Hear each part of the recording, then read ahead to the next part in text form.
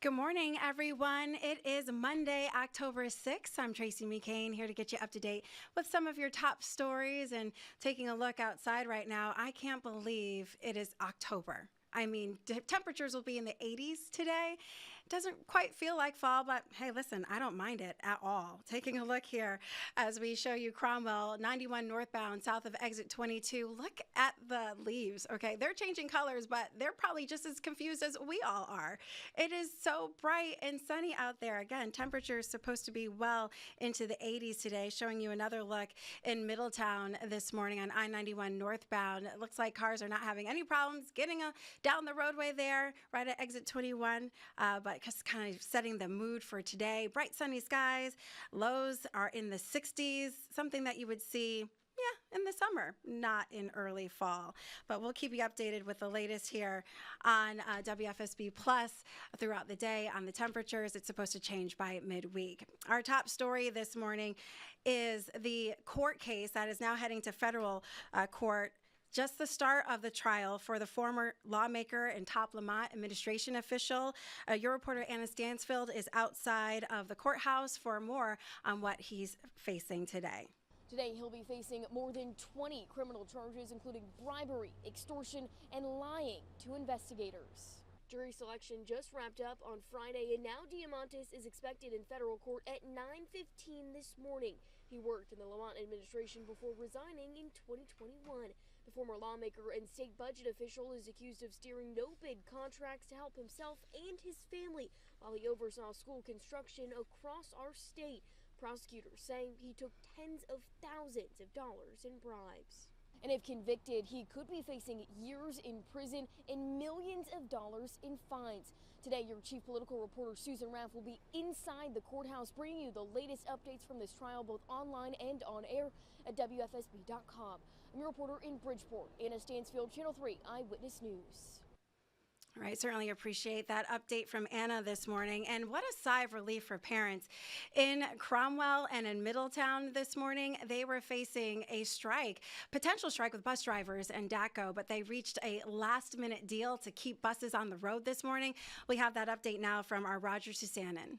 Yeah, there's no denying that the stakes were incredibly high here in Middletown, because if a deal was not reached, thousands of parents in Middletown and in Cromwell would have had to figure how to send their kids to and from school, because these school buses would not have been an option, at least temporarily. So this site, these school buses getting ready to hit the road, are very, very welcome to local parents. Fortunately, the two sides were able to secure a deal really at the 11th hour. This morning, school bus drivers are celebrating after approving a new 4-year contract that they claim includes better pay, retirement security, and union health insurance. More than 80% of the 110 union drivers in Middletown and Cromwell voted in favor of the agreement. DATCO executives announced that they're pleased with the deal and that families' transportation services won't be disrupted. Rebecca Gilbert, who has driven a school bus in Middletown for 20 years, says that she's just thrilled that she'll be able to keep doing the job she loves every day, serving local parents and children. So happy. Oh my God, I get to see my kids, my families that I've already grown to love. And these school buses hitting the road really should be a welcome sight to other families across Connecticut, because DATCO actually serves a bunch of different districts in Connecticut, including East Windsor, Bloomfield, and Windsor. And there was some fear that if a work stoppage started here in Middletown and in Cromwell, it could eventually extend to other districts. Obviously, that fear has been alleviated this morning. Reporting in Middletown, I'm your reporter Roger Susanen, Channel 3 Eyewitness News. All right, now for a story that you're going to want to check out on our website, WFSB.com. Right now, a piece of history kind of changing at a local church in East Hartford is closing. We'll take a look at our website right now so I can show you. One of the oldest churches in East Hartford is closing its doors. And this is a Catholic church. It's called, let me just double check and make sure I've got this right here. It is the Oh, no. Let's see. Well, I know it's the oldest church here, and it's set to close at 10 a.m. Monday with the assistance of the East Hartford Fire Department. It's St. Rose Parish, half founded, 33 Church Street. It's been sold to Ben Braun's Academy, a school for students with disabilities that's operated since 1985. So fire department officials are going to be taking down the cross, which has been on top of the church for decades, for centuries, and now it will be a home to students who have disabilities, so doing some good there in the community. I know it's hard to see change, but it's always nice when it's going to a good cause. Something that you should note here about your water: things are kind of changing here. It looks like we've been dry for so long that now officials are saying we need to really watch our water use. And that's kind of playing out with in Bristol right now.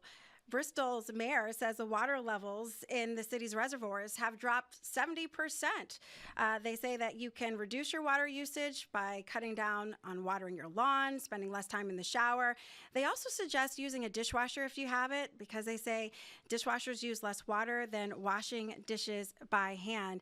Really interesting here. I asked people on my Facebook page this morning, like, do you wash your dishes by hand or do you wash your dishes in the dishwasher? An overwhelming number of people said that they wash their dishes by hand. I also wash my dishes by hand, but when I have large dinner parties or something like that, Thanksgiving or Christmas, you know, it is always nice to have a little help from the dishwasher. But they are saying because of water conservation efforts, you should potentially use your dishwasher instead of washing by hand because it'll save water. So something to think about this morning before you do your dishes.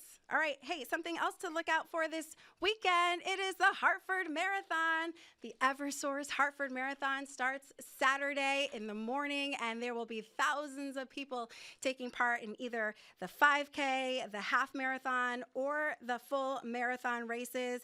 The 2-day marathon expo begins Thursday afternoon at the Connecticut Convention Center. And then, of course, race day is on Saturday. Channel 3 is a proud partner of the Hartford Eversource Marathon, so make sure you stay with us throughout the week for full coverage before, after, and during the race.